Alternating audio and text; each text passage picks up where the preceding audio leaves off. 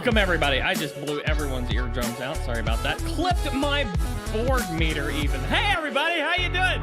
It's a brand new Monday afternoon, Monday, May the 11th. Great to see every one of you out there.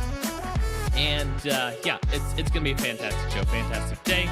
The gang is all here in the chat, on the panel. We've got everybody here today, so we are just plumb excited for y'all. We have T-minus, I don't know to the hour, but here, it's Monday, Tuesday, Wednesday, Thursday, T-minus 3 days till liftoff to Dayton. So we are scrambling to get everything in order. We did the car that was nearly impaled by the bright yellow 4-ton bullet of steel has returned from the auto shop in almost perfect condition. So we have that for our trip, thankfully. Came back intact, and so now I've got my mobile rig. So I was able to actually participate in my own repeater challenge issued last week on this very show, and we'll talk about that here in just a little bit. I want to hear how y'all did with the repeater challenge this week. I had somebody, I went to the gas station to get like my lunch today, and I walked in and somebody goes, "Hey Andy, I really like that challenge you did last week." It was whoa, that's cool. So yeah, we've got people who are apparently liking the idea of the repeater challenge. And I don't think James was here last week, so James will explain that to him here in a minute when we bring him in. But yeah, it was. I'm excited to see how y'all did with that, and hear about. We've got still another week to go on the repeater challenge, and if it goes well, we might turn it into something even bigger. We've got tons to talk about, but first, let me bring in our very own CEO, James N0 WRL, and our HR violation reporter, Miss Catalina LU5EZO. How you doing, Catalina? Hello, everybody. Happy Monday. Hello. Happy live stream. Yeah, absolutely. And James, how's the weather up there in around there in Georgia? Oh man, it is absolutely beautiful. It's like, I think it's low 70s, overcast. It's just nice. Is my camera skipping for you guys a little bit? Yes. Okay. Yes. I'll try to fix that. But man, I'm excited for the show today. I know we got a lot of nice features. I know we got Dayton this week, Andy. We're gonna finally be meeting in person. And I think absolutely. I saw some of the folks we've never met in person. I have never met any of the people on this screen in front of you. So, yeah, we will finally be meeting in person at Dayton. Very excited for that. Catalina, I wish you were able to come, but there went James. He'll be back shortly. Yeah, so I forgot to mention in the intro there, yesterday was Mother's Day here in the U.S. Happy Mother's Day to all the amazing, fantastic, and fabulous moms around the world. You all are a blessing. And a gift, and we appreciate you very, very much. Thank you for all you do and have done for everyone. Definitely here on this call, everyone, of course, in the ham radio community and everyone around the world. Ham radio would not exist without you. but thank you to the mothers. A huge shout out to the moms. So my mom is a wonderful, wonderful blessing, and I'm thankful for her, very thankful for her, and so thank you, Mom. I know my mom joins the live stream sometimes. So, Mom, if you're watching the live stream, love you. Thanks for all the support, and get your ham radio license, Mom. James's mom gave me a really nice comment on Facebook about my videos the other day. So thank you, James's mom. Happy Mother's Day. All right, Catalina. Mom, I love you too, but it's not Mother's Day here. How's the weather treating you down there in Argentina, Catalina? What's the seasons turning into down there? Well, we had a very bad weekend with a lot of wind and rain. A lot of activities were suspended here, but today it's a very beautiful sunny day. So I'm so happy. I love to start the day with a sunny day, get some sunlight. I love it. So it's a very happy day today. That's awesome. if the two of you have anything that you want to discuss during the show, feel free to throw those into the show notes and tag any comments that you want to talk about later. But yeah, we have some awesome updates. Awesome updates on World Radio League this week. So we will be talking about those in great detail.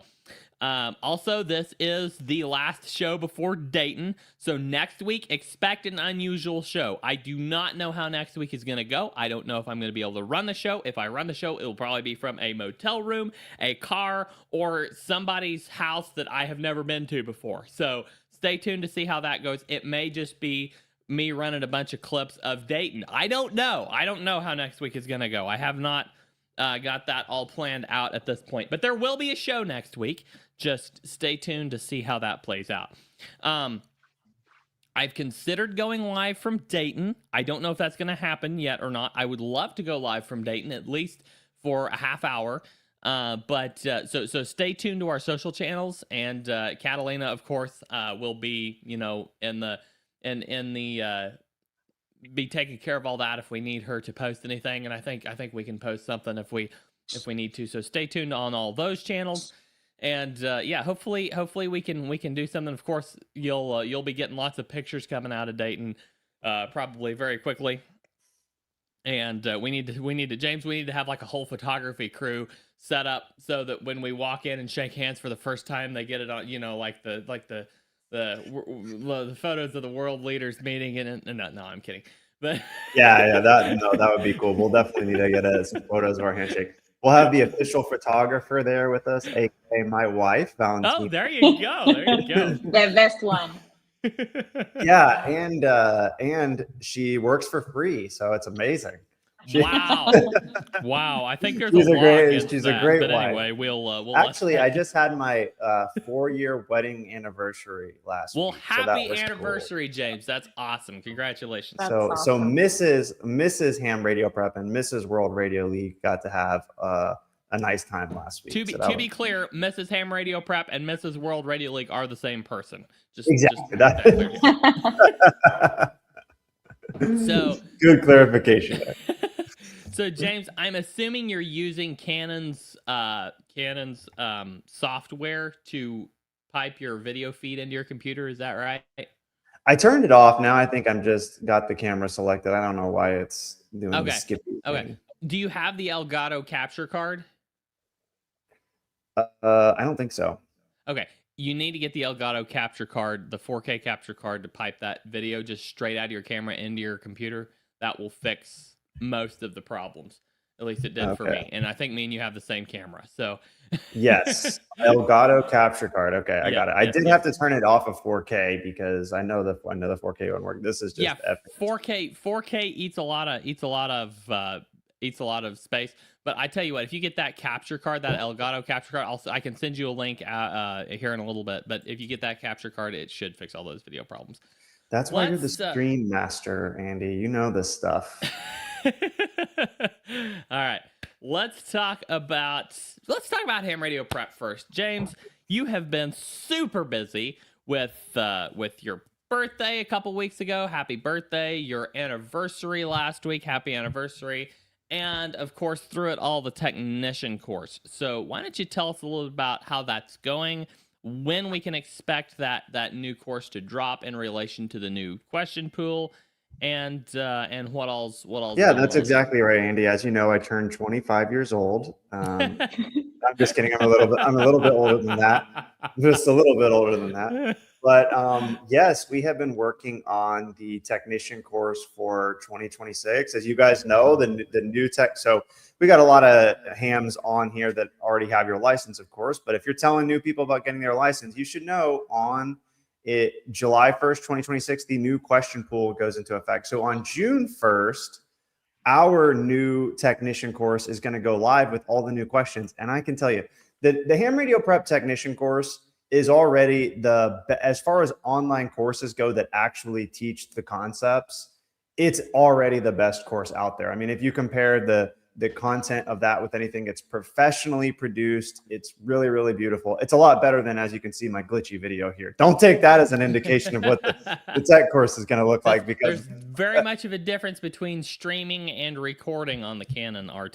100%, 100%. But we spend hundreds of hours between this, a professional video editors, to really make it so that when people get their entryway into ham radio, they're actually learning something along the way. And I think we found that with ham radio prep, our mission really with ham radio prep is just to get more people licensed and on the air. And what we found is that making videos that are really engaging, fun, and easy to understand will actually get people their license. It's amazing when you build something that's fun and easy to watch.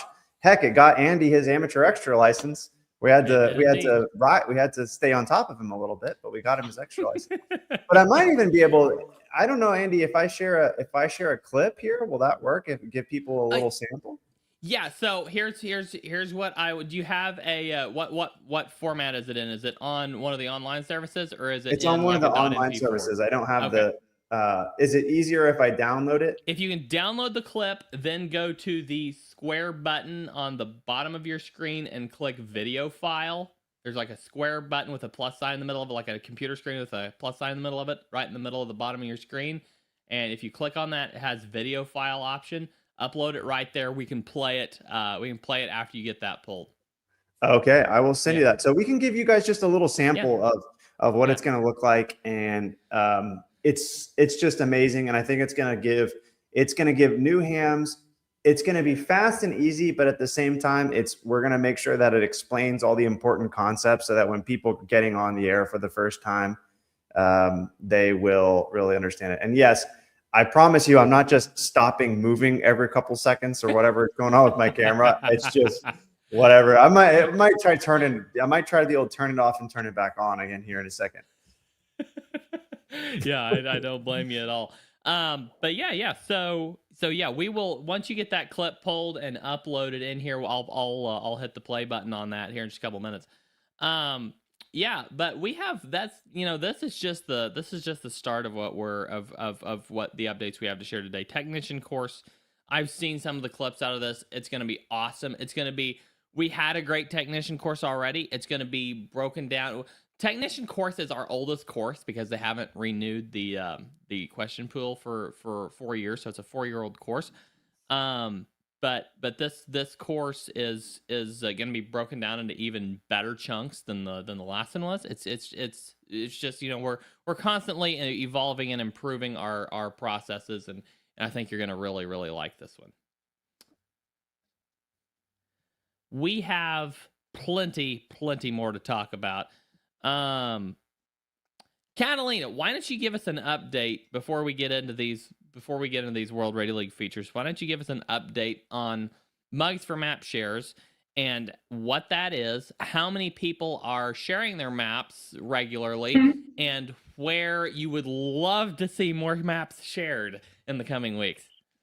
Okay, so yes, of course, I will update on this. This is an ongoing project that we have month after month, and basically is share your map and win a free mug from World Radio League.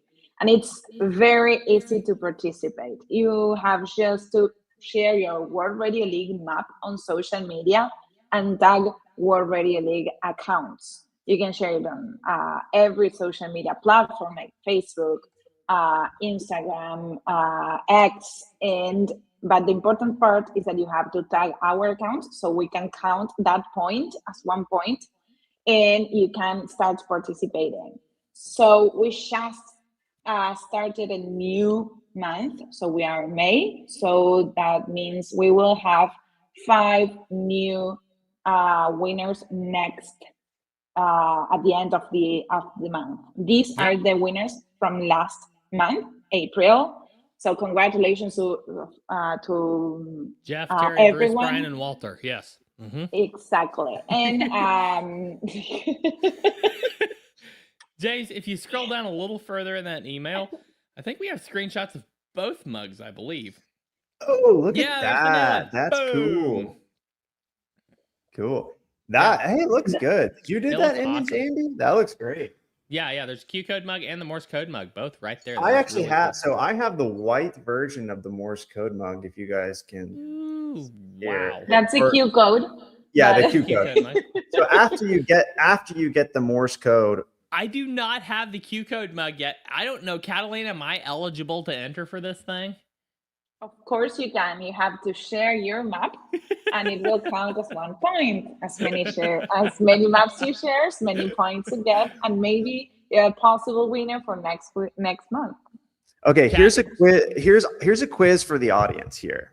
Quiz time. Okay, I'm looking at my Q code mugs. Everybody knows what a QSO is. Okay, everybody knows what's QSL. You know, hey, QSL, copy your message. Here's one. There's two different types of interference. Okay, there's QRM and there's QRN. I'll just give you that's that. That's QRM as in Mary or as in Mexico, and QRN as in Nancy or November. Why am I blanking there? Thank you, November. Yeah, so QRM as in Mike. Yeah, M there you go. Mike as, or yeah. and then QRN is in November. November, yeah. Let's just quick ham radio operator quiz here. Who can tell us the difference? There's a really cool way of remembering this, and there we go. Terry already got it. Terry got it. QRM is man-made. QRN is natural. So man-made noise versus natural noise. And so Yes. natural noise, you're gonna be thinking like possibly thunderstorm in the area, conditions just being really bad and rough and causing noise, that type of thing. QRM, as in Mike, that is going to be stuff like power lines, your neighbor, a radio station close to you. James, you just dealt with some QRM. Yeah, I had an AM broadcast station near Mhm. me that was, Yeah, I mean, it was crazy. It's actually really close to me. Yeah, it's really close. Your neighbor running a barn full of LED lights. I mean, you know, the list goes on there. So, but yeah, great call, Terry. Terry got it. Yeah, absolutely. James, did you see her? Oh, okay. I thought I saw that video pop up. As you haven't got that one pulled just yet. We'll come back to that. Yeah. So we have some really cool things to share. I'm gonna start. I don't want to hype it too much, but I'm just gonna show. Andy is gonna show one of the coolest data visualizations. I won't tell you what it is. Andy's gonna share. But before it was that, a features. It was a feature show so cool that I showed it to my non-ham wife. I was like, just look at this. So did I actually. I said, doesn't this just look cool? And she said, I don't know what this does, but it looks cool. All right.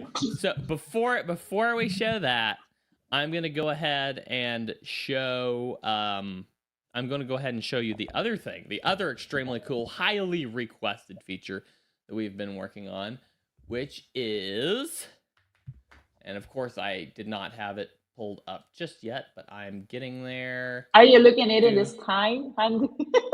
Am I what? I am going to show you a feature you're staring at.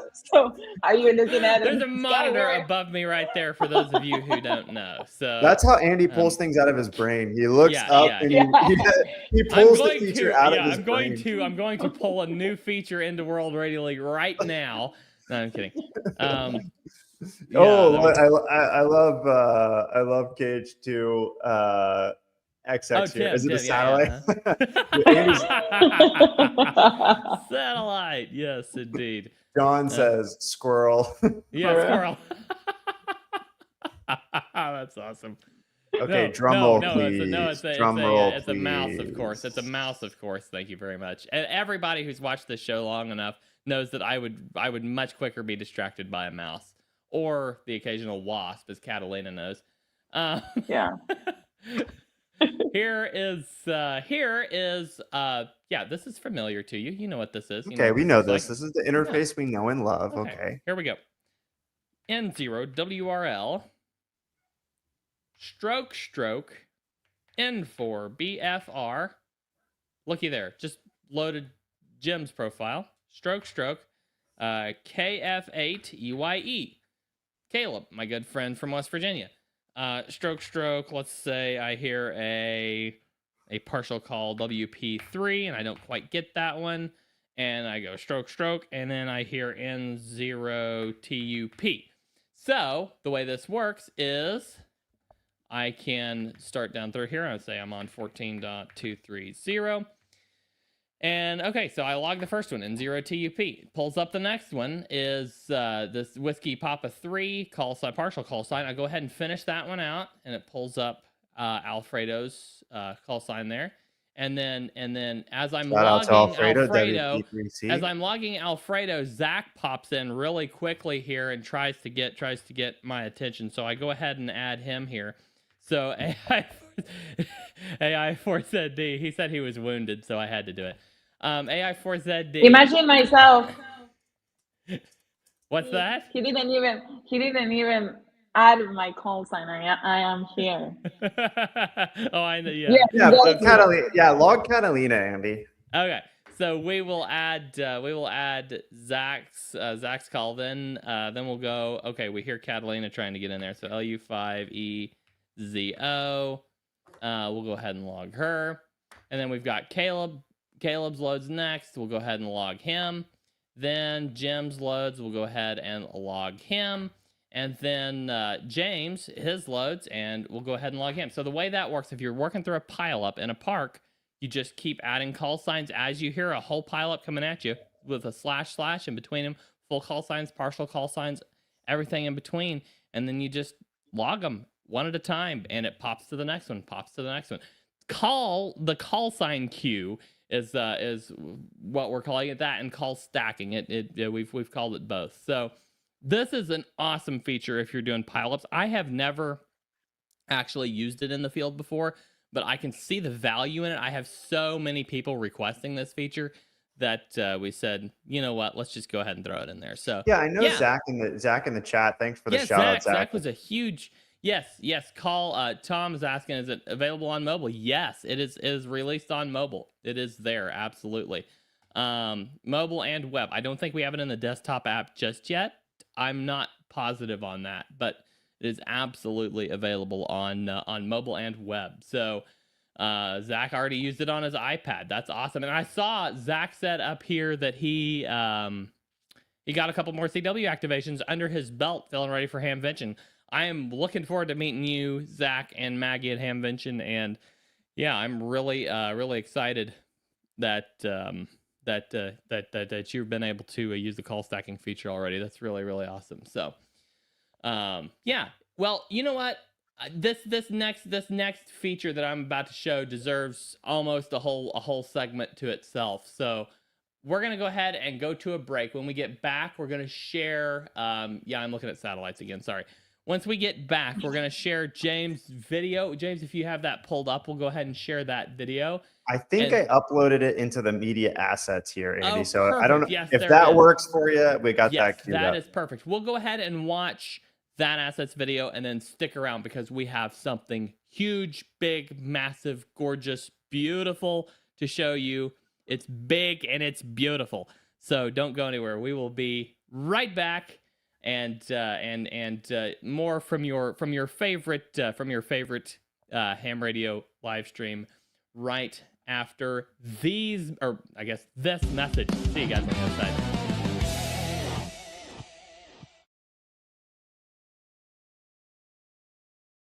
Are you ready to ditch that 90s ham radio logging software and upgrade to something from this century?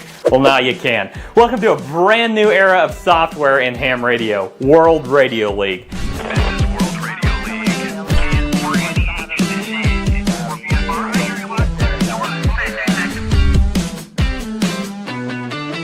Whether you're a brand new ham radio operator just getting started or a seasoned veteran looking to upgrade your logging experience, World Radio League is the ham radio tool suite for you.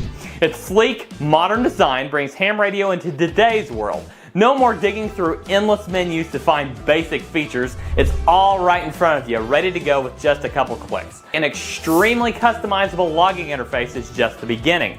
We integrate with 7 spotting networks to make finding your contacts that much easier. Plus, we offer many custom mapping and analytics tools so that you can view your contacts your way.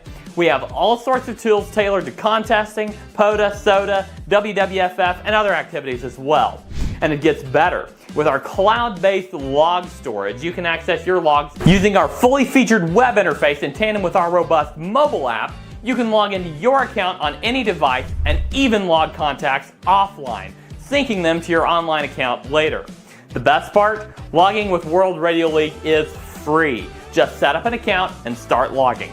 Want to use advanced features like large log imports and analytics? Upgrade to a premium plan starting at only $3 a month. Join a huge community of ham radio operators at the fastest growing ham radio software platform available by creating your free account at worldradioleague.com today, or search for World Radio League in your favorite app store.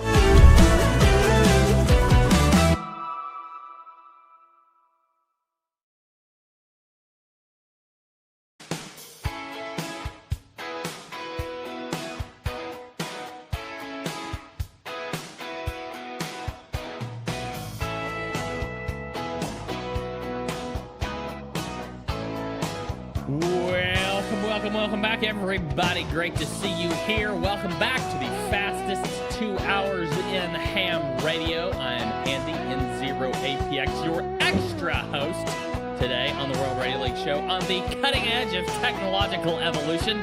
Welcome everyone who is here for the first time and here for not the first time. Glad to see each and every one of you here. Lots of great friends in the chat. Lots of, seeing new faces in the chat. Saw somebody from Belgium. There is a lot of great friends around here. So yeah, we have something cool to share. Something really cool to share. I've shared some previews of it in previous streams, but it is going live probably today or tomorrow. And I will go ahead and share that screen with you here in just a few minutes. But first, let me go ahead and bring James and Catalina back in. Welcome back, guys.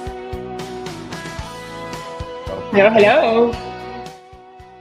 Yeah, absolutely. We have a couple questions popped in here. Ron says he's not sure what WWFF is. It is Worldwide Flora and Fauna. It's similar to POTA. POTA. Sorry, I had the music up too high, and Tom says the background music is S9 plus 20. My mistake, Tom. I got it done. Yeah, the noise floor here is just outrageous. Lots of QRM going on. WWFF is Worldwide Flora and Fauna. It's very similar to, I say very similar. It's somewhat similar to POTA, SOTA, those types of activities.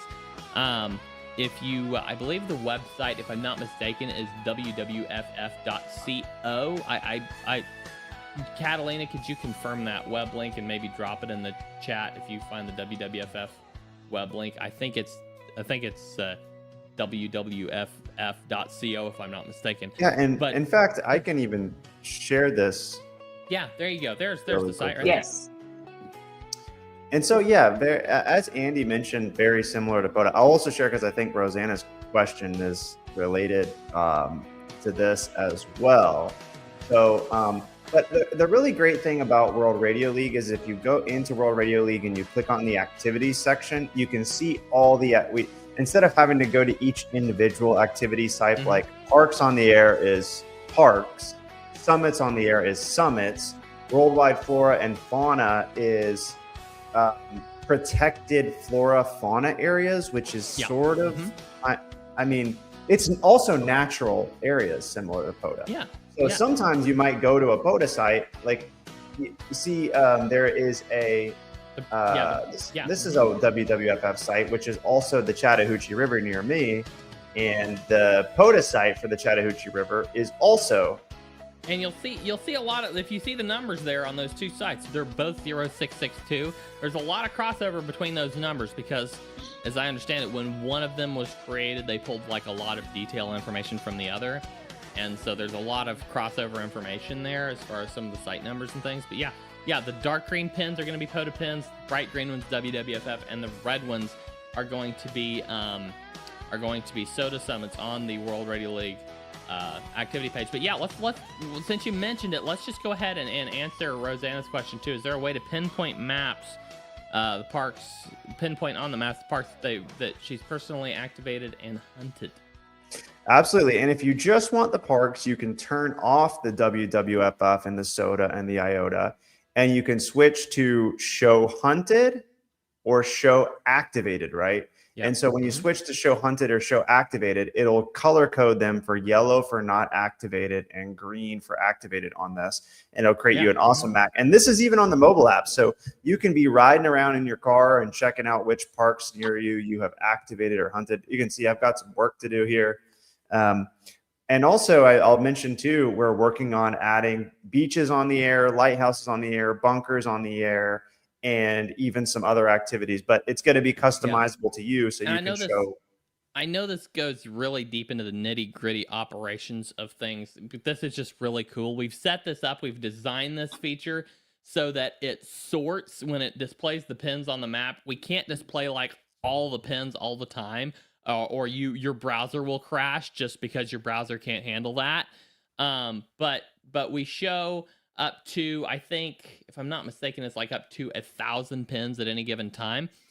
But you'll always see if you have activated less than 1,000 parks, you will, or hunted less than 1,000 parks, either one, depending on which one you're showing. You will always see all your activations or hunts on the map because we sort when we filter those extra pins off, because we have to for performance, those pins over that 1,000 number, when we filter those off, we sort by all the green ones float to the top of the list, so they'll always get displayed, and then all the rest of them are below that, are cut off at that 1,000 mark. But yeah, that's really cool. And if you so you can see my green. Here's Huntsville. This was actually like one of my best activations ever. And you can even see, we even have pages for each park in here. This was the coolest. When I was at Huntsville Ham Fest last year, I activated this park, and all of like the major ham radio YouTubers, like Jason from Ham Radio 2.0, and I mean, just everybody was there, and I got them all on Simplex. Oh, cool. On my POTA activation. It was super cool. That's really fun. Yeah, absolutely. Very nice. Okay, well, we have this this clip now. James, you said, did you want me to start this clip at the 2-minute mark or play it from the beginning through to the 2-minute mark? Yeah, start it from the 2-minute mark. Start it from that. I'll see if I can do that. We'll see what happens. Also, StreamYard's a little bit tricky to do that, but we're gonna give it a shot. Let's see what we can do. Let's go ahead, and it's gonna take me just a second to get it queued up here. Give me just a minute, guys.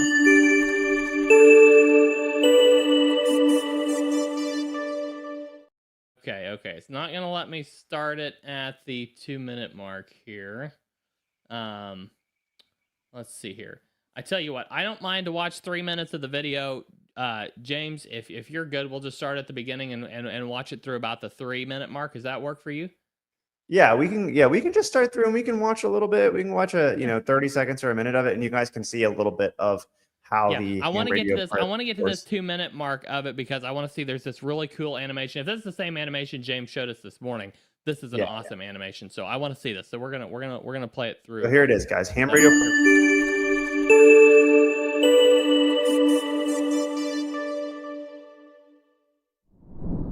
Welcome to lesson 15. In this lesson, we'll talk more about station equipment and troubleshooting some common problems with your equipment.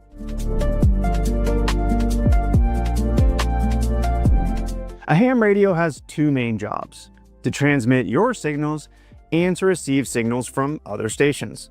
In the early days of radio, the transmitter and receiver were two separate units, but today in ham radio, we primarily use transceivers. A transceiver is a device that combines a receiver and a transmitter into one unit. You can remember this just by looking at the word. Trans is for transmit, and ceiver is for receiver. Transceiver. Almost all of the common radios, both handhelds and base stations today, are transceivers. One of the key components of a transceiver is the variable frequency oscillator, or VFO circuit, which is used to set the receive and transmit frequency. We usually just call this the VFO. On my IC7300 HF radio, This big knob on the front is the VFO knob used to control the frequency. A good ham radio receiver needs to be able to hear the signals you're trying to receive, but also block out signals you don't want to receive that would cause interference and noise. The terms for these two aspects of receiver performance are sensitivity and selectivity. Sensitivity describes the ability of a receiver to detect the presence of a signal. The more sensitive the receiver is, the better the radio can pick up very weak, distant signals. Selectivity describes the ability of a receiver to discriminate between multiple signals. Selectivity is important to make sure you select the correct signals you want to hear, while blocking out the other signals. Don't get these two terms mixed up. Sensitivity means ability to detect a signal. Selectivity means ability to discriminate between multiple signals. When a radio is turned on, it defaults to receive mode. To transmit, you usually use the PTT function, which stands for push to talk. Usually this button is on the microphone. The PTT input switches transceiver from receive to transmit when grounded. When transmitting, the transmitter uses an oscillator circuit to generate a signal at a specific frequency. This will create a transmit carrier signal. The carrier signal acts like a transporter for your data, but by itself, it doesn't have any information or voice. It's just a pure electromagnetic wave at a particular frequency. Then, when you speak into the microphone, your transmitter uses a technique called modulation to combine speech with an RF carrier signal. Modulation is the process of adding your voice or other data on top of the carrier signal. The different modes of operation, like FM, meaning frequency modulation, AM, amplitude modulation, or SSB, are all different ways of adding data on top of the carrier frequency.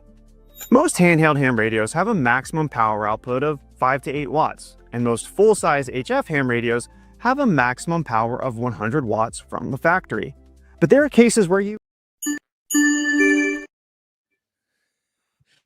I love these graphics. Honestly, it's literally helping me to understand some concepts better. Some of the graphics that's coming out of this technician course is it's the best technician course graphics I think we've ever produced. It's crazy. And I'll tell you, like, incredible. even, making the course and filming the course, it has been a huge amount of work. I mean, it's a lot of work. But the crazy thing is you really, like, just reviewing these concepts and things, you really do learn a lot.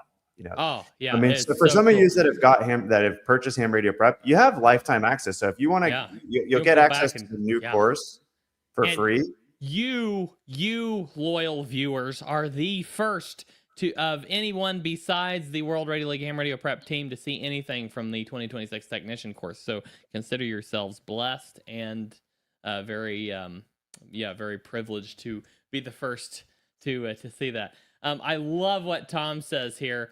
This is the power of ham radio prep in a nutshell, and he said it in such a beautiful and slightly humorous way. He said it's been a year since he did all 3 licensed courses, and he still sees the blue text and instinctually thinks, "Oh, I better remember this part." That's exactly right. That's the power of ham radio prep right there. Is the way the answers are highlighted in blue text and it drills it into your brain. It drills it. Yeah, into your it's brain. like It's awesome. it's not just memorizing, right? Exactly. But it does focus on the correct answers. So you're not learning the wrong answers, you're learning the correct ones. You're learning the correct answers and all the context to go with it, but doubling down on the correct answers, which is awesome.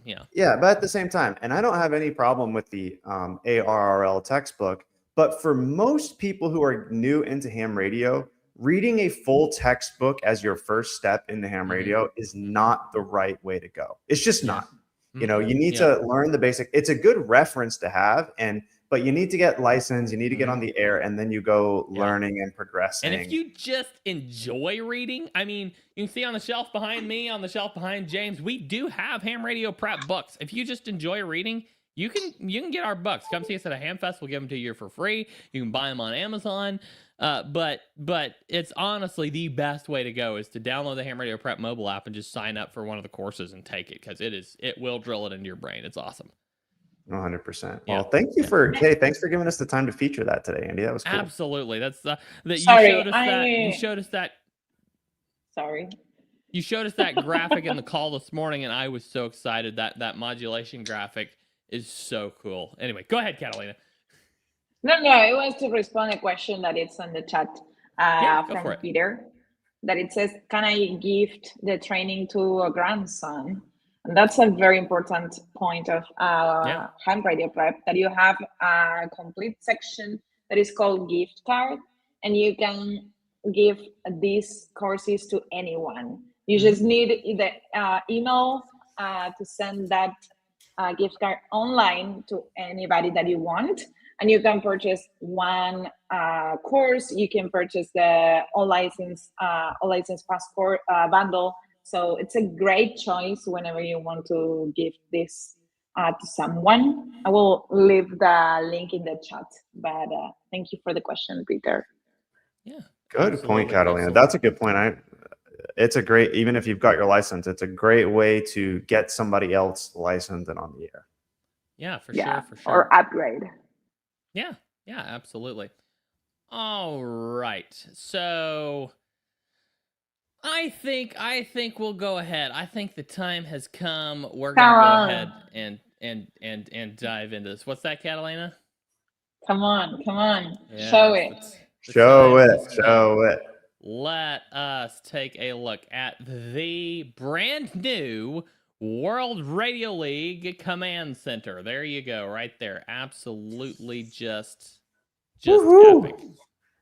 I love it. So I am currently using the Forest Canopy theme. You can go with the default theme.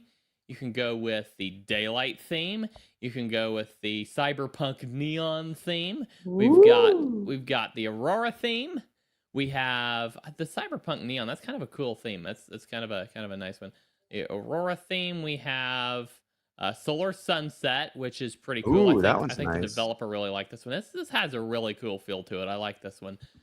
Forest Canopy, one of my absolute favorites. Absolutely beautiful.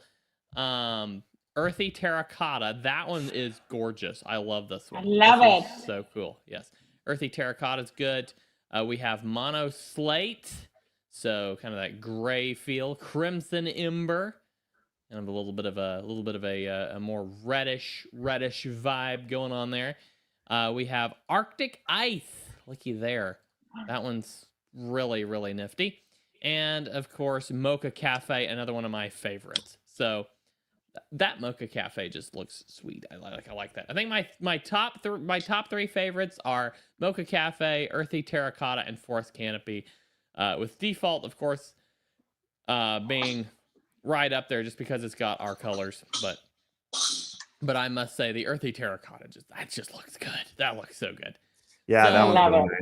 Yeah, I like absolutely. that. This will be on the big screen at Hamvention. I'm super excited to get this up on the big screen there. Like I said, it's probably dropping today or tomorrow on the production app. Right now, it is in our one of our internal testing links, so y'all don't have access to that. But yes, this was the finalized testing, and it will be available very soon. So I'm going to you won't be able to see what I'm doing because it's on a separate tab. I'm going to a different tab now with just a second logger tab. It's just the World Radio League logging interface. So it's the same thing y'all look at all the time. I'm going to type in Jane's call sign. Let's see what happens. N0 WRL. Boom. Pulled him right up on the That's so cool. Let's go. Let's do another one. Let's go Zach. AI4ZD. Okay, for some reason it thinks Zach's in a different. Oh, this. Yeah, is, Zach, know are you in this Africa, is in the Zach? testing. This is in the testing environment. So it's got one of our developers set up an account under AI4ZD in the testing environment. Apparently. But look That's at hilarious. the globe view. That looks so good. So like you have two options. You have two options here. You have the let's see here. It looks like this mode might need to be corrected. We have the map view, which is just your typical just repeating map, and you have the globe view. What I love about the globe view is that I'm gonna go ahead and switch this theme back to Forest Canopy. It looks so cool. One of the things I love, look how that glows. I love that. One of the things I love about the globe view is that it zooms out to a globe view, but when you zoom in, it basically turns into a map. So, I mean, you've got all the map detail you want here, and then you can zoom back out into a globe view, and I just love that. So there's that. Let me enter one more call sign. Let's go with let's see here. Who's somebody out in, I think, W6JSV maybe? Is that? Yeah, there's from me to California. Let's go HB9EVT. This should be cool. There we go. There's one that zoomed out all the way to show the whole globe view. There's Pepe. Anyway, you see how this works. This is really, really cool, really incredible.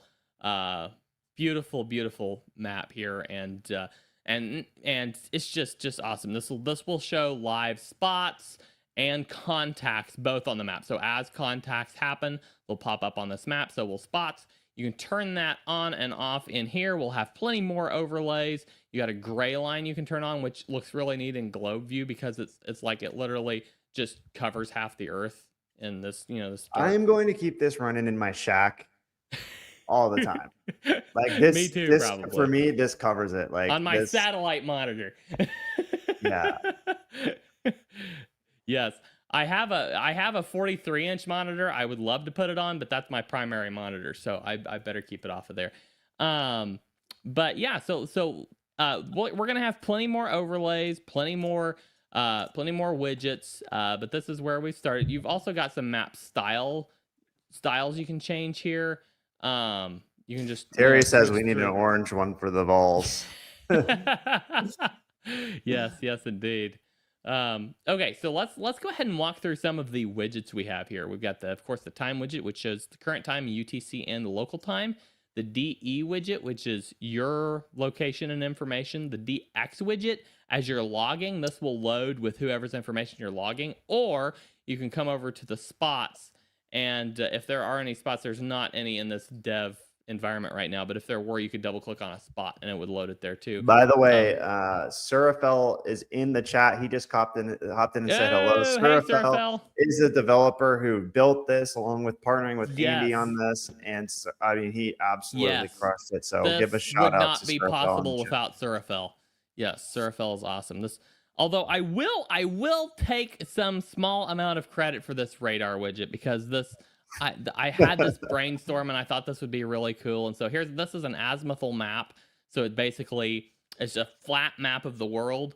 Not that we believe the world is flat, but this is a flat map of the globe of the world, and with your location as the center. And it's just got this radar beam that's scanning, and anytime there's a spot, it pops up on this map. You can click on it.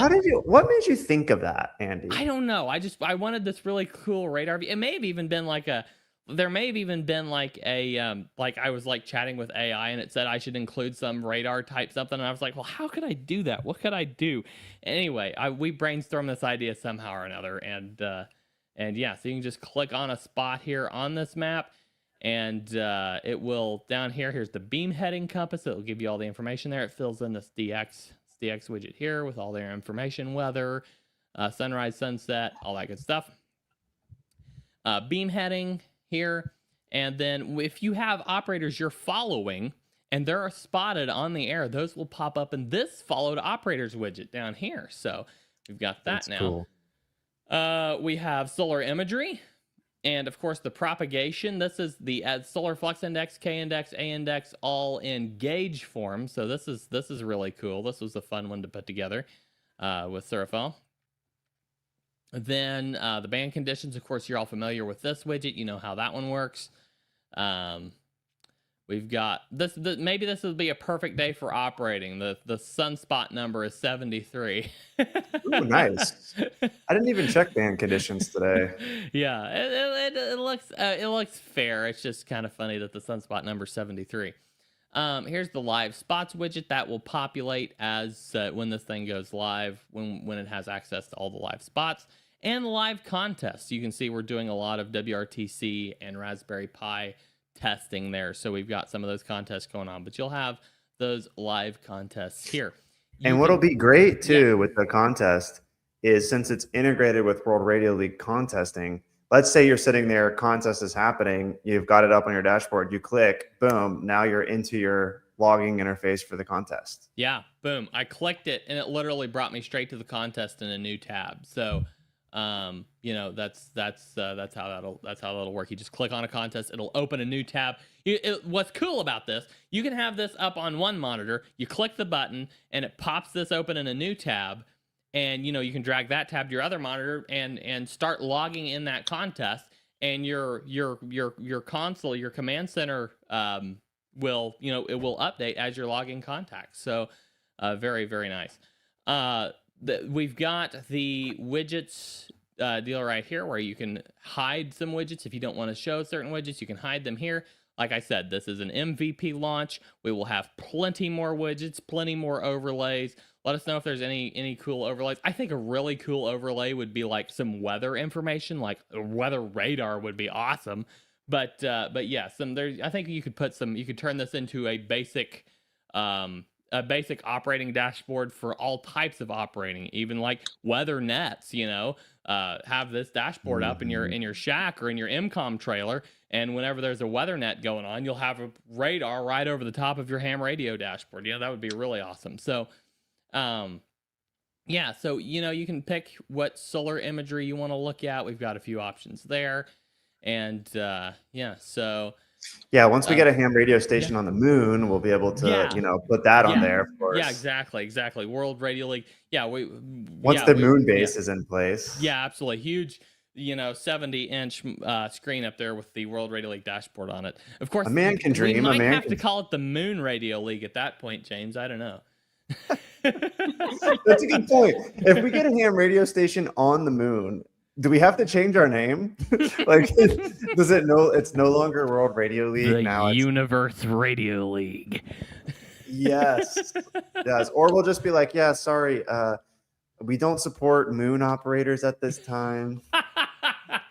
So let me show you a couple other things. So we've got the DX News widget down here. So that's going to show you some kind of like live information of SWPC alerts, space weather information, that type of thing is what it's showing right now. We will probably upgrade that to show more information later. That's what it's showing right now. If you click this, where is it? The edit layout button.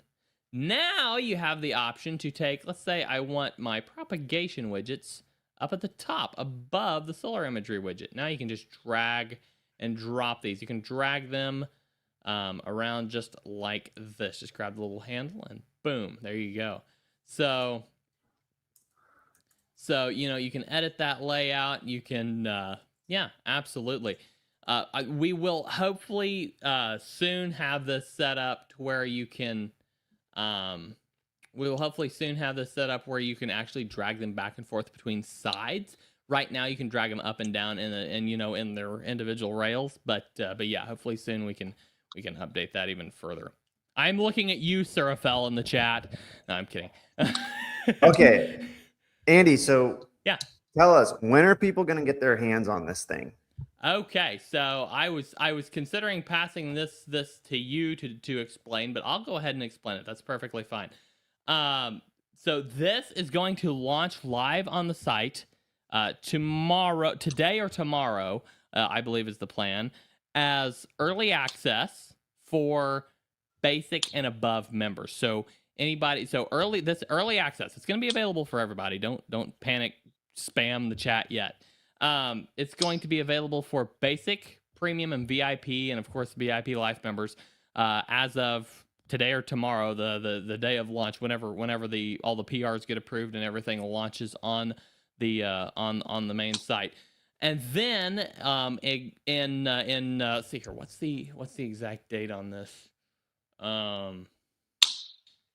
I think it's basically 1 month from now it will become available to everybody.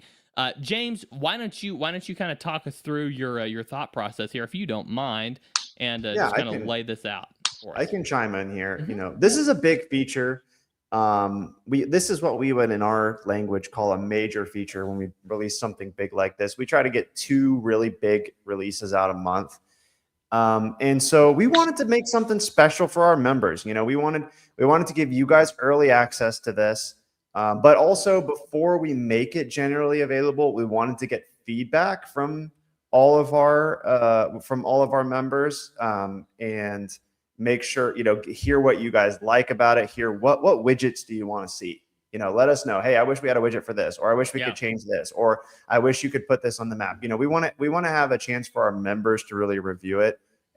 But we did decide that we felt this was something we wanted to make available to everybody in the world for free. And I think we've done a really good job. I think that those of you guys who have supported us as members, I think everyone would say nobody forced me to become a member. Nobody forced me to become a founding member of World Radio League. I think what people would say is I really love what you guys are doing. Yeah.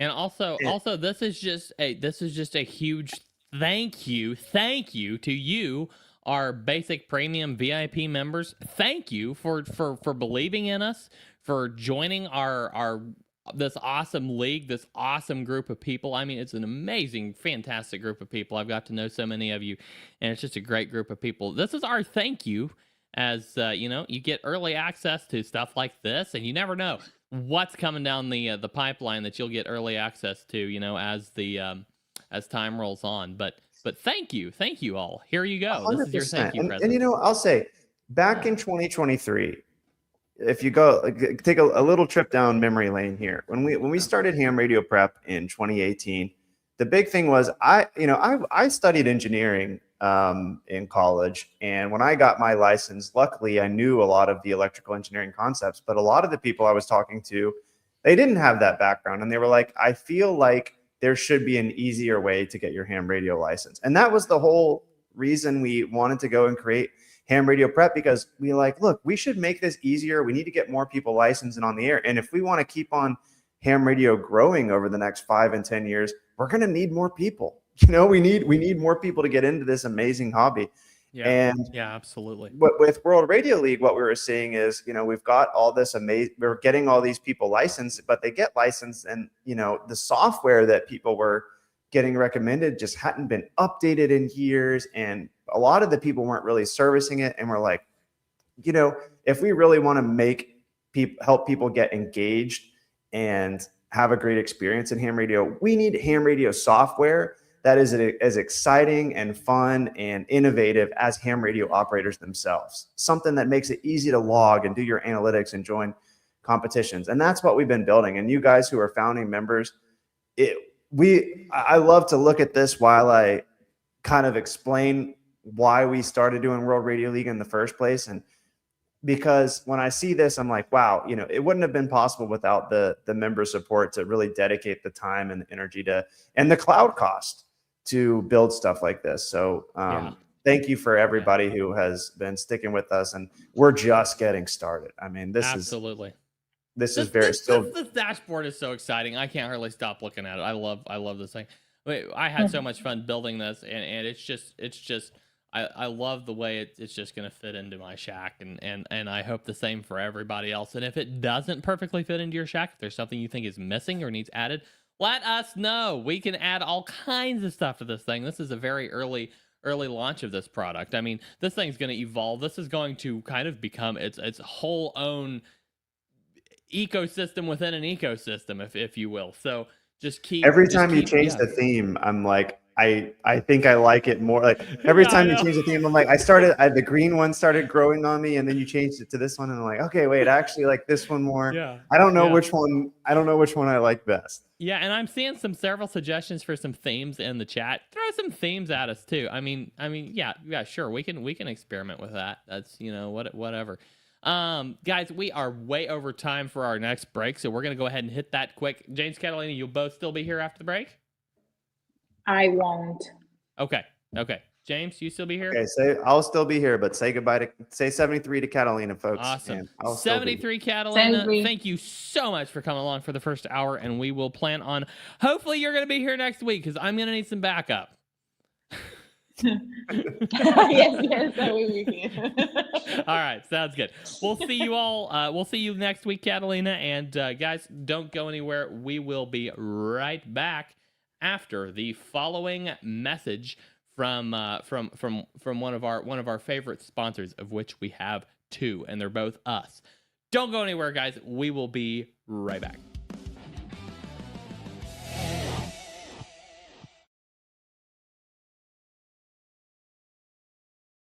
Imagine setting up your ham radio in a state or national park like this one, surrounded by nature. And making contacts with people all over the world.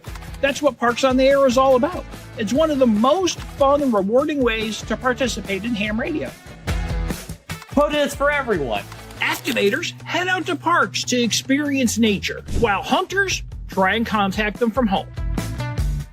With over 500,000 participants worldwide, there's an activation happening every day. And in fact, there's probably an activation going on in a park like this right now. But if you're new, getting started can be overwhelming. From picking the right gear and antennas to setting up in the field, logging contacts, and following the rules. That's why we created the Ham Radio Prep POTA course, your guide to getting started with Parks on the Air. We'll walk you through everything step by step, from choosing equipment to setting up, on-air operation, and logging. This course will get you on the air fast and help you to avoid common beginner mistakes. And even if you already have POTA experience, you'll find plenty of pro tips to optimize your station setup and operations. We recommend having at least a general license for this course, but even if you're still a technician, this course will help you prepare for the next level and get ready to join in the fun. POTA is an amazing way to build your skills, get in the outdoors, and connect with other hams around the world. So are you ready to start your next adventure? Sign up for the POTA course today at hamradioprep.com.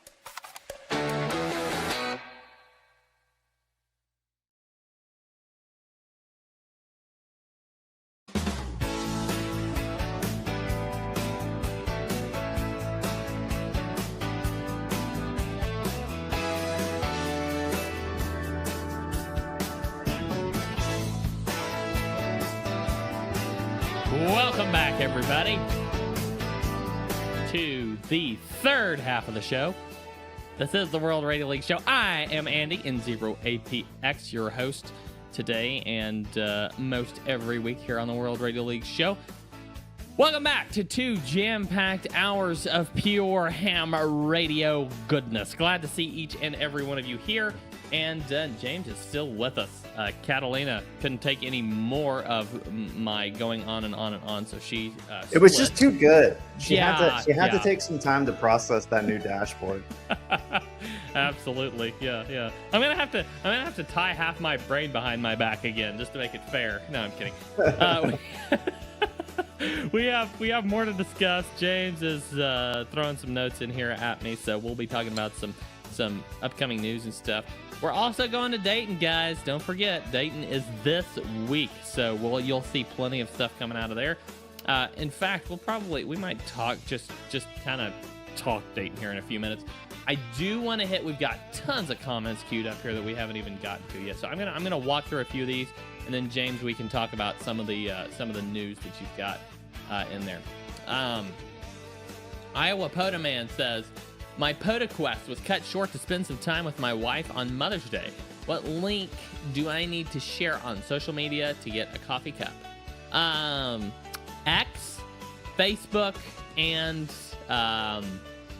what's the other one, James? Instagram? But it's specifically what we're talking about is sharing your map. I think that's more what he means. So if you go, when you do a POTA activation or you're doing any type of, it doesn't have to be a POTA activation. Like I keep a logbook. I'll just show you a quick demo here. You go to your logbook, go to the map, and then so if you go into your logbook, you go to the map, and then you click Share Map. It'll generate you a shareable view. You could also just screenshot your map, but I mean, it does create you a pretty cool view here, so you might want to use it.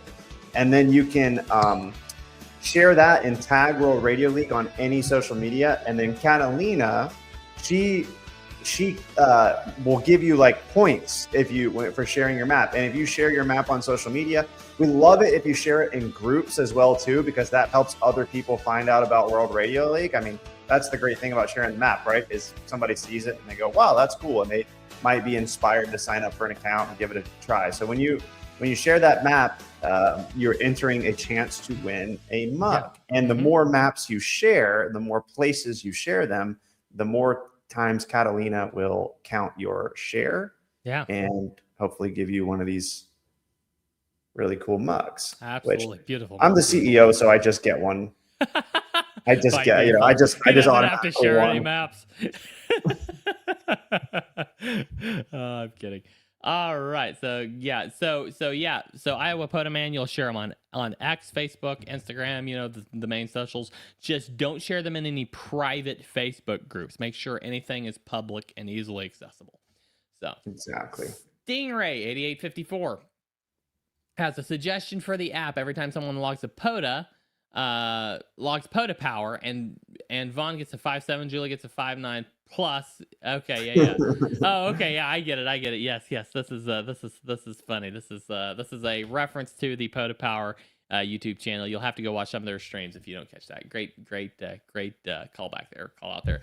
Rosanna, what's the best way to introduce my radio club to WRL? Rosanna, I would just show them the app. Just show them the app. Show them the website, and then tell them that you know the CEO of the company and the media guy who does all the presentations at the clubs. That's me. Have them email partnership@hamradioprep.com. And that's partnership. Is it partnership or partnerships? Is it plural? Partnerships, yep, with an S. Partnerships with an S at hamradioprep.com, and ask for a presentation at their club over Zoom or Google Meet or whatever video conferencing system they use. And one of us can beam in via the magic of the internet and do a presentation for your club and show them what World Radio League is all about. We would love to do that. And Roseanne, I am dropping the email in there as well if you want. If you know, we are happy to do a presentation. We got field day coming up. This goes for all of y'all peoples out there. We would love to do a presentation for your club. Don't hesitate to reach out. We might even have to do a little kind of short aside on this here, and I'm sure we'll talk about it more after Dayton. But Ham Radio Field Day is coming up in June. I think it's the end of June. And so a lot of ham radio clubs are going to get together. They're going to operate, and they're going to be on the air. And I tell you, as far as any experience, World Radio League is the best logger. If your club is still using another logger, get them onto World Radio League, because they're going to have a better experience. All the field day multipliers and points are tracked in World Radio League. Yeah. Plus, it supports multi-operator, which that's huge, because you can have multiple people in the club in the same logbook automatically syncing all their logs. And this is a good time as any to address this. So I'm going to go ahead and address it here. I had somebody reach out to me over the weekend and say, "Hey, is the cat control issue figured out for clubs? Are we going to be able to have a whole club use cat control on each of their individual radios for field day?" And the answer is yes, we are going to be able to. By field day, we will have cat control fully integrated into the desktop app. In fact, I am meeting with the two lead developers on this tomorrow to really nail this thing down and make sure that this thing is going to be, you know, rock and roll and ready in just a few days. So I'm going to be meeting with them to get cat control integrated into the desktop app, you know, in the coming, I think we're still basically on target in the next, where are we at, week or two, I think. So I think I think we've still got time in even the timeline that we laid out already, which is the next week or two. And so, we are going to, I'm going to be meeting with them tomorrow. We're going to be nailing that down. Of course, Dayton's coming up. That will pull me out of the loop for a little bit, but after the meeting tomorrow, they will have a clear picture of what still needs to be done, and the implementation plan. So that should be ready very soon. Yes, and so it'll be ready plenty of time for field day. You'll be able to have each of your individual operating stations running cat control into the desktop app. Desktop apps will all sync to the cloud if you have an internet connection. So very, very awesome. So you'll be able to track dupes across stations and all that good stuff. So really looking forward to that. In fact, we'll probably put together some really solid marketing material for field day specifically, because this is such a huge game changer. and we can share that. We can share some of that out with y'all, so you can share it with your clubs and what have you. So, Absolutely. very Good much point. looking forward to that. Thank you, David, for the note there. I appreciate that. David knows my references. Old Swamper says, will the clear button clear the whole list or just the next one on the list? This is in reference to our call sign Q feature, with the // things. I honestly, let me try it real quick on my mobile app. James, have you tried this yet? Do you know which way? I want to say it clears all of them. I want to And say that's kind of my thought process, is that it will clear all of them. I'm going to check really quickly here. We're going to pull this up and go 0 WRL stroke K4 AZE, and then hit the clear button. Yeah, it clears all of them, clears the whole list, which I understand why you would maybe want to do them one at a time, but I also understand why you'd want to do the whole list.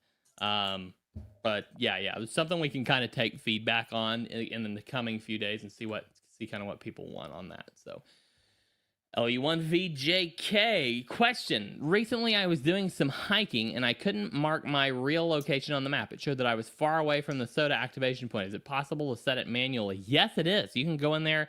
You can change your grid square. You can even have it, if you got location settings turned on for the app, you can literally have it pinpoint your exact coordinates, and in your location on the map. So yeah, you can go in there when you're creating the logbook. You can go into logbook settings and do it. It's very very possible there. Great question. And that's available on the map, on the web, or the mobile app. So he also asks, on the other hand, he tried it in the browser, and the same thing happens with POTA. He's only a few meters from AR0106. No, I'm not going to pronounce that. National Park, but it won't let me set my real location. So yeah, there are some browsers who have like extra privacy layers that you might have an issue with it pinpointing your exact location. But yeah, as long as you're using a mainstream browser. And if it doesn't, I'll give a quick demo here, but if it doesn't work, also, you don't be afraid to mash that report a bug, because we can look for this. I'm trying to remember your name. I know, I think it's Daniel. Let me look you up here really quick and our call sign. I don't want to put you on the spot here on the live stream, but I will give, I do want to make sure I get your name right. Yeah, that's right. Yeah, it is Daniel. Okay, Daniel. Yep. Yeah, let me check out here, and I will show you guys real quick. If you go to create new logbook, and let's say you select a park, and this is very similar on mobile. I'm showing it on the web, but it's very similar on mobile. So you get the let's do a POTA site or a SOTA site, because I know sometimes the SOTAs, depending on the SOTA, they may not have the latitude or longitude, but I've got Stone Mountain. So it'll set the location of your operating location based on where the site is. It knows now that you're not at your home, because normally it would be, it'd set it to your home, but it says, oh no, we know where you're at because you're at this SOTA site. But if you want to further refine that, you could enter some data. You can enter your latitude, longitude. You could click the Find My Location button to pull it from your device. Or in the case, I don't know if the set on map is available on mobile. I don't think it is. But you could also say, let me actually just exactly set where I am on a pin. And then you could say confirm location and create the logbook from there. And that way your mapping is accurate. All your contacts are accurate. So when you're creating your logbook, that set your location will help you set that. Now, I want to say one other thing, though, is that if you are logging and you don't set your location correctly, or you don't set it before you set it up, and you come back and you change your location, then it'll only go to it'll only set your location for the future QSOs. It's not automatically going to set your location for your past QSOs, unless you check this box. If you check this box and click save, it will actually retroactively update all of your previous contacts too, which is great, because then it makes sure that all of your contacts have the same operating location. Yeah, absolutely. Yeah, for sure. And he says inside the park, it only shows the default point that someone marked, which is very far away from where he wants to activate. Yes, you can adjust that as you create that. You can adjust it by putting in a grid square or just having it find your location exactly as like a pin on the map. Basically. Oh, and also I should mention once, if you do need to go back and correct it, you can use QSO Manager, or you can, select all the contacts and you can update the location from the website on the QSO Manager, so you could go backwards. I guess on the website, there's a way to make the pin. I don't know if on the map, I guess maybe you could enter the grid. I'd have to check what options we have to manually set your location on the grid though, too. Yeah, absolutely. All right, let's see here. We answered the question about gift cards for Ham Radio Prep earlier. Let's answer it for World Radio League. Can we is there gift cards for World Radio League? Unfortunately, we have not implemented that yet, but you have to say you could send them a little money and say, "Hey, sign up." We hopefully we'll get that eventually. But today we just have the gift cards for Ham Radio Prep. For sure. Awesome. Okay. But I appreciate the thought. I love the extra support there. Yeah, absolutely. Tim Dow likes the new graphics. He used Ham Radio Prep for he's talking about the Ham Radio Prep graphics. He used Ham Radio Prep for all 3 license classes, and we made it easy. He knew very little about ham radio. You are so very welcome, and I wish I could pass this message back to Professor Jim, because he probably taught all the classes you were in. But yes, absolutely, you are very welcome. You're very welcome. Does desktop app play well with DeX? I'm assuming you're talking about Samsung DeX. No, you would have to use the mobile app for Samsung DeX. EOD Kaboom, is there a satellite colored theme? You just threw that one in there to throw me off. D Sutler says, currently studying through your general course. Great course, by the way. Highly recommend as a fellow dev. The WRL app and site is awesome. Thank you so much. We really appreciate that. That's awesome. We do have one more spot. We're not in a rush, but we do have an open developer position on the team. If you go to worldradioleague.com, if anybody, you or anyone else, is a full stack developer and you love ham radio, but you're welcome to apply as well. Yeah, absolutely. Tom says, once we get the moon base, we're gonna have to call it Intergalactic Radio League. Yes, indeed. He also Tom, looking great. Cool. Looking forward to seeing you at Dayton. It's gonna be great. Tom would love to see you there. He also says it would be cool to allow our map themes to become console themes. I can see that possibly. It's just we would have to get the mapping, like this color maps to this color, and this, like this color maps to the widget color, this color maps to the map color. It's going to be a little bit tricky to make that all happen, but we'll see. We'll see what we can do. Great questions, everyone. We have several more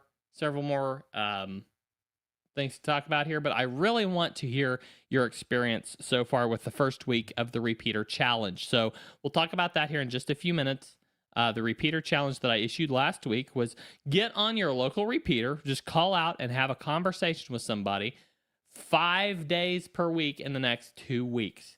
I was failing, and then I got my car with my mobile rig back, and I actually was able to get out on the repeater on one day, which was, anyway, we'll talk about that later, because it was really cool when I did get on the air.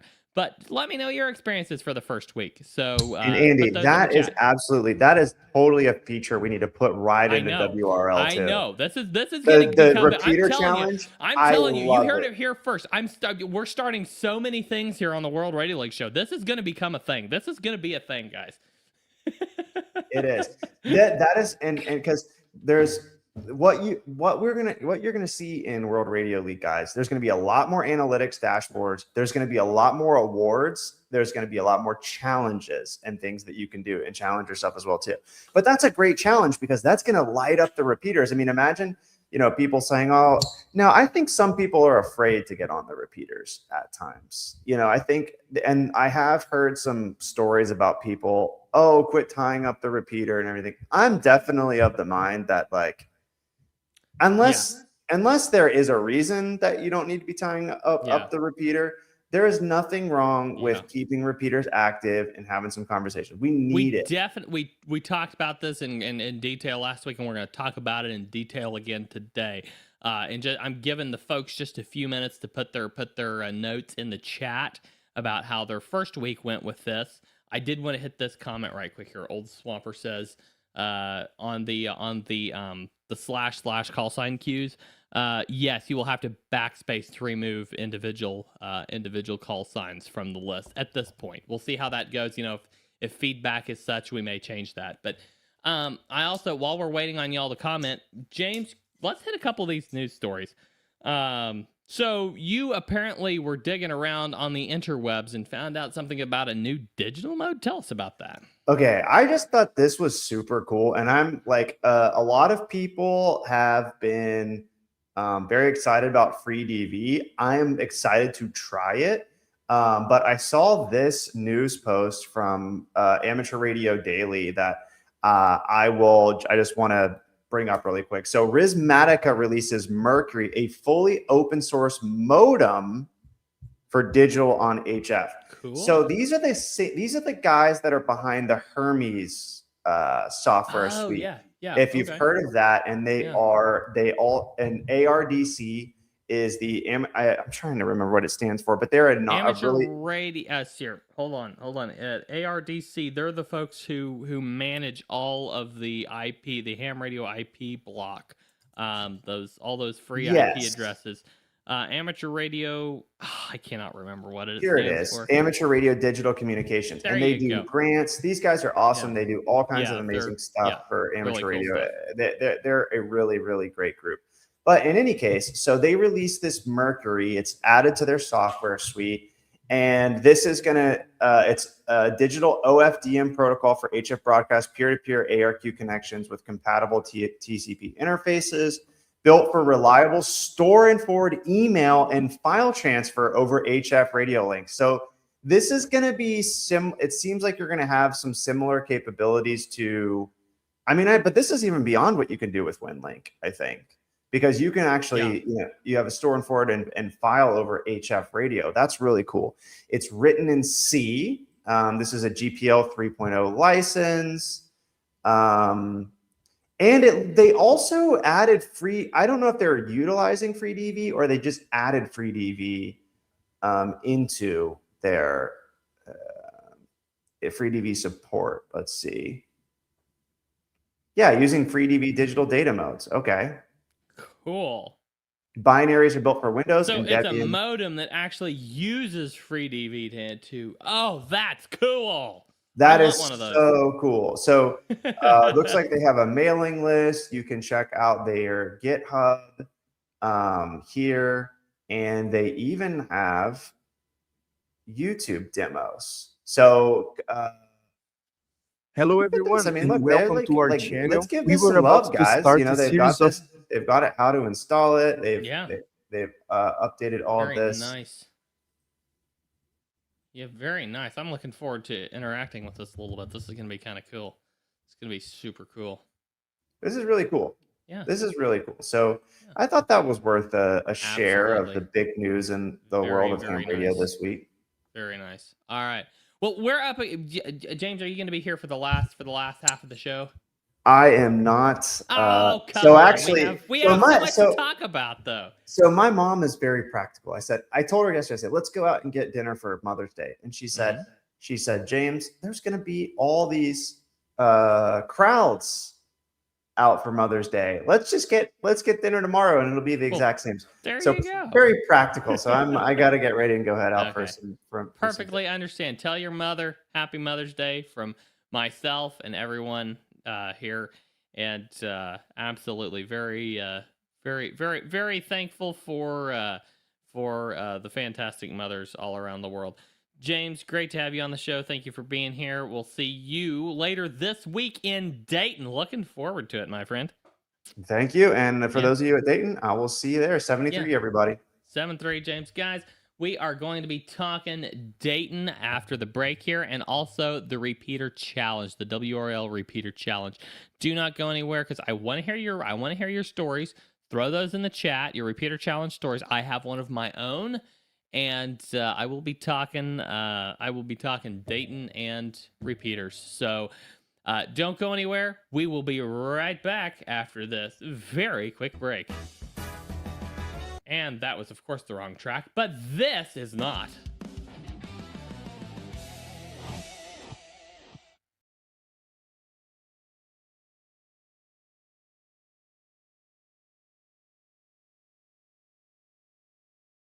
Hey, it's Jim, N4BFR, lead instructor here at Ham Radio Prep with an important message. If you've been following us for a while, you know how we've helped tens of thousands of people get their ham radio license with our program. But there's so much more to ham radio than just getting your license. You need to get active and start operating. That's why I'm excited to tell you about our brand new Emergency Communications 101 course. We designed this course specifically to teach you how to get on the air and learn the fundamentals of emergency communications. We break it all down in easy to understand lessons and guides with real operating examples and activities, and we talk to experts in their field. By the end of this course, you'll be able to effectively communicate during public service events and emergencies, ensuring the safety of yourself, your family, and your community. So, if your focus is emergency communications, sign up today and take your ham radio skills to the next level. I'll see you in class 73.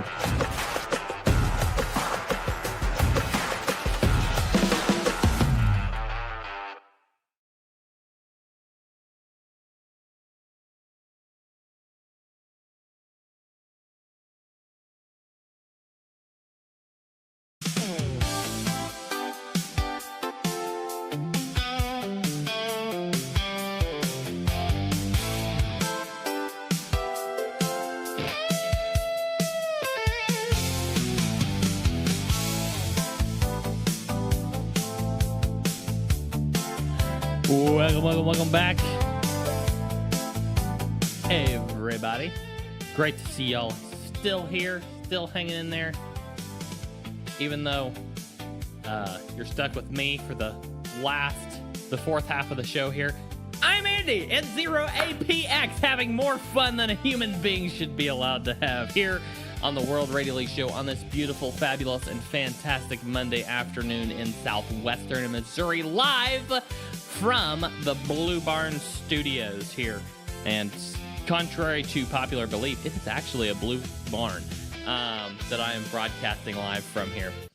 So much fun here. More fun than a human being should be allowed to have, as we like to say. Guys, let's talk Dayton. Dayton is coming up this week. Before we talk Dayton, please throw your experiences with the repeater challenge. How many contacts did you make? How many people did you talk to on your local repeater in the last week? How many days did you call out? Let me know in the chat below, and we'll so we can move on to week 2 of the repeater challenge. And like James said, this is absolutely this is very likely going to become a thing in the World Radio League platform. So let me know in the chat how you performed in the last week, and we'll kind of set some goals for next week. So, Dayton, it is coming up very quickly. It is coming up. We are departing on Thursday for Dayton. We got all the arrangements made with family to take care of our place while we're gone. So, thankful for some family who's able to step in and do that. And yeah, we have got tons of packing to do to get the family up to Dayton, and yeah, we're gonna be staying up there. We'll be there I'll be there personally on Friday and Saturday at Dayton Hamvention. So looking forward to meeting so many of you there on the Xenia Fairgrounds, and you just can't wait. It's gonna be a massive event. Hope to be able to do lots of video interviews, lots of photos of with folks that I would just love to meet in person and have a photo to prove it. And yeah, we can have a ton of fun. Of course, you know me. I'll probably be roaming around in a plaid shirt and my POTA hat. So or my everything hat at this point. So come track me down and shake my hand in person. I will likely be at the WRL booth. I'll give you those numbers momentarily, those booth numbers. I will likely be there. If I'm not, I will probably be walking the grounds at some point or another, because I really want to walk the grounds and see all the things there is to see. I have never been to Hamvention before. This is a new thing for me, so I am looking forward to it. We will be at booth 1604, 5, and 6 in Building 1. That's 1604 through 6 in Building 1. So do not miss us. We're looking forward to seeing each one of you there, and it's gonna be great. We're gonna have, of course, the beautiful ham radio, the World Radio League command center up on the big screen. That's the plan. Looking forward to putting that up there, and oh man, I'm so excited about this thing. A couple of things I wanted to clarify about this. You'll see a full window and a full screen button. The full window button basically takes you from this view to this view. It just fills the window up. And I know you can't see it because I'm not sharing the whole screen. The full screen button actually takes you literally to, so we'll exit full window view and then go full screen with it. That, hold on. Exit full window. There we go. Go full screen with it. Why is it not wanting to cooperate? Hold on, let's refresh the page. Okay, it's up here. Let me pull it down here where I can not crane my head like I'm looking at satellites again. So we're gonna go back here. We're gonna go to here. This is where it's gonna live. It's right here. And we're gonna pop into that and go to full screen view. For some reason, it's not. Why is it not? Anyway. So typically, when you go into full screen view, it will fill your entire screen. For some reason, there's a little bit of a glitch there, but we'll take a quick look at that and resolve that. But yeah, when you go into full screen mode, it will actually fill your entire screen with no borders. So it's gonna be really cool. I just wanted to clarify what the difference between those two buttons was. So, all right, we have some comments about the repeater challenge already. So let's take a look at those and keep throwing some more in here as we go. Zach says he checks into his repeater's nightly net every night. He even hosts the Sunday edition as net control. Very awesome, Zach. That's incredible. Iowa POTA Man, 7 repeaters, 3 calls each day, 1 repeater owner. Okay. Very nice. All right. Let's see here. Pepe says... Oh, he's talking about Hamvention. His train to the airport for his flight to Chicago leaves in 7 hours. Should he start packing his luggage? Pepe, yeah. Pack your luggage. Man, I want to meet you at Hamvention. You better go just pack your luggage and come back and rewatch the rest of the stream later. I'm looking forward to meeting you, Pepe. Looking forward to that. Zach says, Andy, come see Maggie give her Youth on the Air speech at 9:15 a.m. Saturday in Hall 3. There will be a prize raffle. I may very likely show up there, Zach. Come by on Friday and remind me. I've never been there, so I don't even know where the hall is. I don't know anything. So come by and let me know all the details on Friday, and I'll see if I can make it. I would love to make it. As long as there's folks at the booth Friday morning or Saturday morning to watch the booth while I'm gone, I could very likely see myself end up over there. That would be a lot of fun. I would love to do that. So yeah, let me know. Ronald says, I just wanted to let you know the World Radio League. Let's see here. On the World Radio League app pre-test pulled an 82 for the technician license. Not sure how to do it remotely, but thinking about it, yes. Remotely is the way to go. Absolutely. Well, if you don't have a great club around you to do it, I did all 3 of mine remotely. Reach out to Josh at Ham Shack TV, and he can get you set up with some remote folks who do it remotely. There are great sites that do it remotely. So yeah, there's several there. Zach says bring a QSL card. I was just thinking about that, Zach. I've got it sitting here, and I'll try to get it packed along with everything else. So thank you for Thank you for the reminder. I got to bring Zach and Maggie's QSL cards to Dayton, so we'll make that happen. All right, that's what we've got as far as that goes. But yeah, so back to the repeater challenge. So yeah, this while I'm talking repeater challenge, if you want to let me know about any other really cool talks that you're expecting to go to or wanting to attend. I don't know anything about what all talks are going to happen this year, almost at all. I have not delved into this yet. I've been doing good to keep my head screwed on straight. So throw those notes down in the comments. I'd love to hear what's going on. Dave's got to get back to work. 73 Dave, thanks for popping in.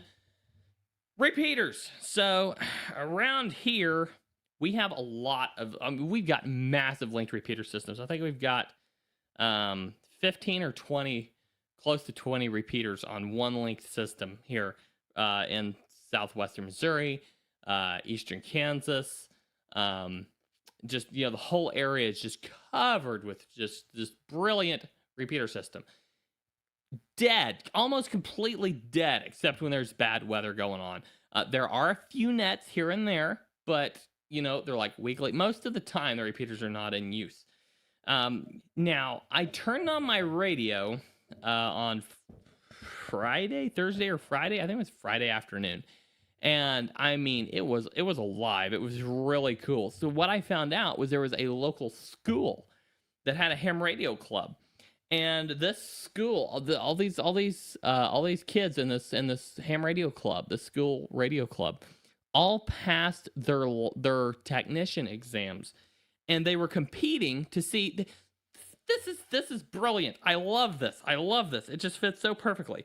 They were treating it like a contest and competing to see how many contacts they were getting. They were not doing this on HF. They were doing this on repeaters. Brilliant. I mean, this is really awesome. They were not interfering with any nets. They were not interfering with any active weather situations. They were just getting on a dead repeater and bringing some life to it. I think this is so awesome and incredible to see. I want to give a shout out to one of the great chaps that was part of this. His name is let me pull it up here. His name is Oliver. And his call sign is KF0YHZ. And if you log into the N0NWS repeater on Echolink, more than likely you can reach him there fairly easily. He is doing a great thing for ham radio, him and his school group, by just doing this, just competing to see who can get the most contacts in a week or 2 weeks or however long. They're just competing back and forth, see who can get the most contacts in their log. And they're doing it on repeaters. What's wrong with that? I think that is incredible. We treat this like it's some, like we've got to protect the sacred ground of repeaters. Sure, but they're not worth anything when you do that. But when they're in use like this, I think it's awesome. Now, I am not in any way saying that we need to have people getting on and talking about talking about some random thing right in the middle of a tornado warning or whatever. That's not even the point. That's when the repeater is used in those emergency situations. That's awesome. But what good is it if nobody uses it except in those situations? You've got to have people who are experienced, who are comfortable getting on the air, throwing out their call sign. They're comfortable with proper procedure. They're comfortable with getting on a repeater and talking and knowing how it works. You got to have people who are comfortable in order to have a good storm spotter system. So I honestly think that this is a great thing for ham radio. School groups, we ought to have more ham radio school groups. I think that would be an incredible thing. I think that would be a really cool thing to see, and I'm super excited. So for this group, shout out Oliver, KF0YHZ, KF0YHZ. Got a nice long conversation with him, and I heard him talking to a ham right before I called him. They ended their conversation. I called out to him, made the contact, had a nice long conversation. Nobody was all concerned about tying up the repeater or about, you know, this and that. And, oh, you know, we need to let the repeater sit in case there's an emergency. There has not been an emergency on that repeater as long as I have listened to it. I mean, as far as while I was listening to it, certainly. And so, you know, of course, you can leave a little dead air here and there just in case, but come on. I mean, use the repeater. That's what it's there for. But yeah, Oliver, as soon as I stopped talking to him, and what I did was I was like, hey man, you know, had a nice long, very, very nice conversation with him. And I ended the conversation with something to the effect of, hey, well, this is great. Hope you're having fun. There sounds like there's a lot of people out there that like to make a contact with you. Or so we'll see if anybody else has been listening to our conversation and see if anybody wants to pop in and add another contact to your list. So, you know, to help out with your competition there. And I let it drop and boom. I mean, he had just contact after contact after contact. And it was so cool to hear on a local repeater network where there were people I was hearing that I hadn't heard for a long time. And it was so awesome to hear. So shout out Oliver. Oliver, great work, buddy. Hope you're having fun in this awesome ham radio hobby. Yeah, absolutely. So that's my repeater rant for this week. Try it again. Try another week. Five conversations. Just 5 conversations in the next week on your local repeater system. Try to have 5 conversations and report back, because this is the second week of the 2-week World Radio League Repeater Challenge, and I want to know how it goes for you. So report back. And at least 5 conversations, at least 5 calls on the repeater. 5 different days you need to call out on the repeater, and 5 different days. See if anybody's up for a contact, and don't worry about holding up the repeater if there's no emergencies or nets or anything like that going on. If it's just dead air and it's going to be dead air for the next 5 hours, have a nice long conversation. Don't worry about it. It's not that big a deal. All right, so there we go. We have Dayton Hamvention coming up, as we just discussed, and as I said, if you guys have any suggestions about any forums, any booths, any specific anything that you think I should visit or I should video, I should record or anything and share later, let me know, and I will. I'll see what I can do. I'm not sure how much of the forums are allowed to be recorded. I don't know. If they are, then maybe I can get some great footage there. If they're not, then sorry. But yeah, I'm not definitely don't want to be a rule breaker. So at least not a big one.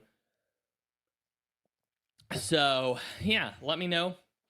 Let me know what you think I should visit, what I should do, what I should participate in, and what I should film. So. Yeah, looking forward to meeting so many great friends there, and we'll see you there. There's so many of you that I know are going, and I am so super excited about this, and you know, just absolutely incredible. Let's see here. I think we're see here. We're in our final few minutes of the show. Yeah, it's guys, this last week, these last couple weeks have been so incredibly awesome. The dev team has just nailed it. The content team's been crushing it. It's just been so cool. But we haven't talked about it a lot lately because we have so much on our plates. But we still want to hear from you. What do you want to see in World Radio League? What do you want to see on the dashboard, on the new command center? This thing is, I love having this thing up. It's just so fun to have up on a screen. What else do you want to see in it? What overlays? What widgets? What else do you want to see in this? What do you want to see in the World Radio League logging software? We want to hear your suggestions, your ideas, your thoughts, share with us what you would love to see World Radio League do next. And believe me, we have tons of extraordinarily awesome stuff there to share. So be sure and let me know. As I said earlier, next Monday will be a very unique show. I don't know exactly what's going to happen next week for the World Radio League show. I could be coming to you from a very unique location. Not the Blue Barn Studio. I could be coming to you in pre-recorded format via some videos at Dayton. Either way, I think Catalina is going to be at least helping or at the helm, moderating the stream. So, at least for part of it. So look forward to that. And yeah, looking forward to a great week, a great weekend, and some awesome radio goodness. Ham Radio Prep World Radio League, gonna have those 3 booths there in Building 1. Be sure, swing by and see us. I am so excited for Dayton, guys. It's my first Hamvention. You're gonna have to pardon me. I am so extraordinarily excited for Dayton. It's just gonna be absolutely awesome. So, guys, it's been a great show, been a great ride. We are coming up against the end of the clock here. We're going to go ahead and call it. It's been just an amazing show. You guys are awesome as usual. Thank you so much for sticking with us and for participating in shows like this. And yeah, we're looking forward to next week with great anticipation. And we'll see, see what happens. We've got so many cool things coming, so many cool things that we're working on this week. There's some stuff that I don't think we've even talked about on this show yet that's coming very soon. And you guys are going to be so excited. Some new awards, some new analytics, some new stats and notifications, and it's just it's incredible what all we're working on. But it's extraordinary. It's this team. I was talking to James about it earlier today. This is the most extraordinary team we could put together, and it's so cool to be able to do remote teams like this, because we would not be able to have this stellar team if it weren't for all the remote work tools. And I mean, this is a stellar team. This is a rock star team. This is a winning team, and believe you me, we're in this to win this. We have some, of course, we have folks we view as competitors, but also they're not just competitors. They spur us on. We spur each other on. We're bettering ham radio. We are bettering the hobby. We're bettering in a way, in a roundabout way, I suppose. We're bettering humanity, because ham radio has been at the forefront of so much technology. And I know we talked about a couple of weeks ago. It's been the pioneer of so many technological advancements in space, in communications, probably in things like audio and in computing, and in so many areas. We have pioneered so many awesome things. I mean, where all these cellular satellites, I don't how would that even be possible without some of the groundwork that ham radio has pioneered? And I think it's going to be, we could see in the next couple decades, we could see ham radio could go a couple of different ways, and it's up to us. We are the group of people. We are the group of hams that are burdened with the task of keeping ham radio alive.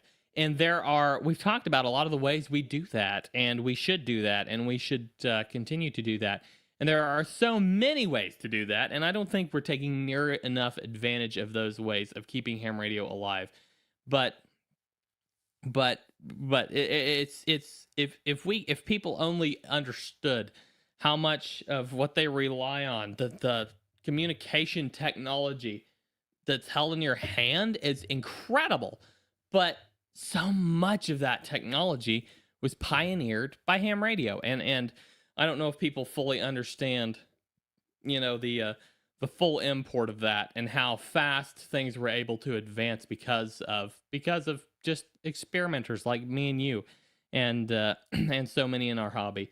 So just keep that in your brain, that we could be, you know, people say we're seeing the decline of ham radio. You know, could be, or it could be that we are just getting ready to turn the page on a brand new chapter of ham radio that will revolutionize society once again. And you know, that's very possible. I mean, it's extremely possible, and it's so possible that I believe it's doable if the people will do it. It's I don't even know how to explain this concept, but it goes into so many areas of life that that you can either sit around and complain that we're losing something, complain that something's going away, or you can just get up and be a part of the solution. Because if you're not a part of the solution and you're just a naysayer, that's just being a part of the problem. I mean, come on, really. But if you get up and go start using it, start experimenting, start pioneering, start pushing, start just enjoying and having fun with what you're doing, then believe you me, you're going to end up being part of the solution. And I think that's what we all should do. I think we all should go out into this awesome hobby we have. We should all go to Dayton with a mindset of let's push ham radio into its next chapter. Let's turn the page. Let's really grow this hobby and make it attractive to so many more people. And let's make ham radio the hobby of the world's youth again. You know, let's make it the hobby. Let's make people set down their smartphones and stop doom scrolling and make ham radio the hobby of the American youth, of the world's youth, of each and every person around. Because you know, there's so many older hams who could teach a lot of younger hams a lot of things.